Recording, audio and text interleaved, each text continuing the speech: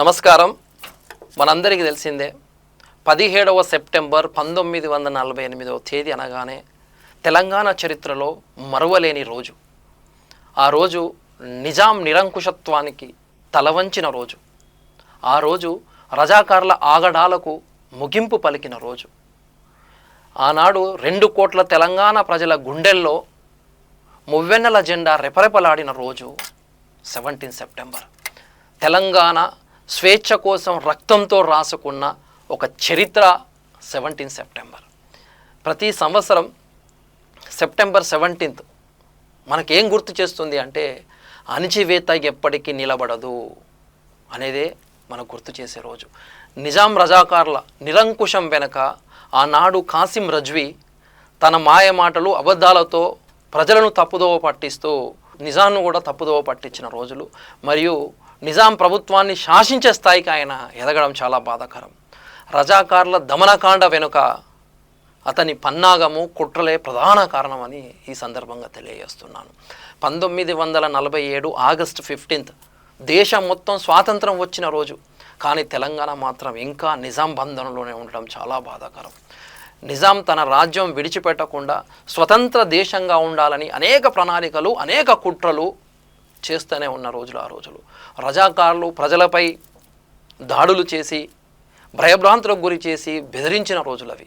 మరోవైపు రైతు కూలీల పోరాటాలు సాయుధ పోరాటాలు సాగుతూనే ఉన్నాయి. అణిచివేత ఎప్పటికీ నిలవదు, ఎదురు నిలిచిన గలమే చరిత్ర సృష్టిస్తుంది అనడానికి ఆనాటి పోరాటాలు మనకు నేటికి గుర్తు చేస్తాయి. అవి స్ఫూర్తి ప్రేరణ. రజాకార్ల హింస, ఆయుధాలు లేనిపై దాడులు, గ్రామాలపై దోపుడు, స్త్రీలపై దారుణాలు, పిల్లల కళ్ళ ముందే జరిగిన ఎన్నో అన్యాయాలు చెప్పుకుంటూ పోతే కోకొల్లలు. మనందరికీ తెలిసిందే కొల్లూరు, భువనగిరి, నిజామాబాదు రక్తంతో నిండిన గాథలు, చరిత్రలు, కథలు. ఆసుపత్రులు, దేవాలయాలు కూడా రజాకార్ల దాడుల నుంచి తప్పించుకోలేకపోయాయి. అంటే పరిస్థితి ఎంత దారుణంగా ఉందో ఒక్కసారి అర్థం చేసుకోవాలి.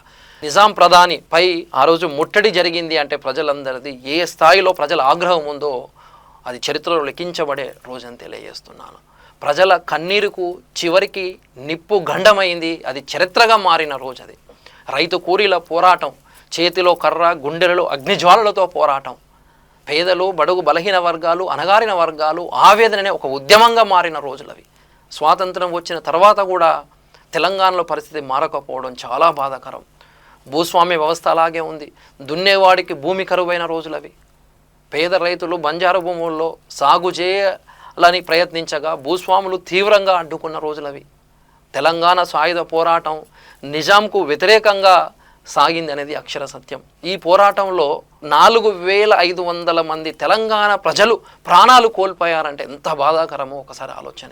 1948 సెప్టెంబర్ 13న భారత సైన్యం ఆపరేషన్ పోలో ప్రారంభించిన విషయం అందరికీ తెలిసిందే.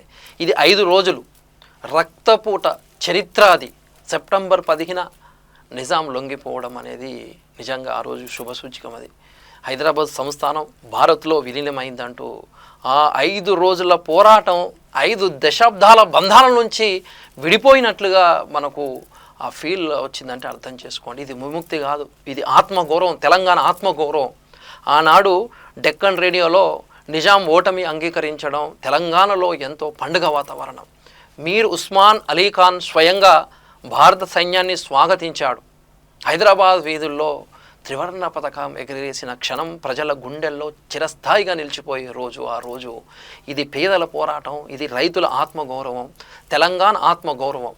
అణిచివేతకు ఎదురుగా నిలబడితే ఆత్మగౌరవం నిలుస్తుంది అనే దానికి నిలువెత్తి నిదర్శనం ఆ పోరాటమే అని తెలియజేస్తా ఉన్నాను. ఈ చరిత్రను మనకెప్పుడుకు నెమరు వేసుకుంటూనే ఉంటుంది. దాన్ని మనం ఆదర్శంగా తీసుకోవాలి, స్ఫూర్తిగా తీసుకోవాలి. బడుగు బలహీన వర్గాలు హక్కుల కోసం, రిజర్వేషన్ల కోసం, స్థానిక సంస్థల్లో 42 రిజర్వేషన్ల కోసం ఓ పోరాటం జరుగుతూ ఉంది. దానిని ఆదర్శంగా తీసుకొని పోరాటం చేయాలి. ఐక్యంగా నిలబడితేనే విజయం మనకు వస్తుందని చరిత్ర మొత్తం చెబుతూనే ఉంది.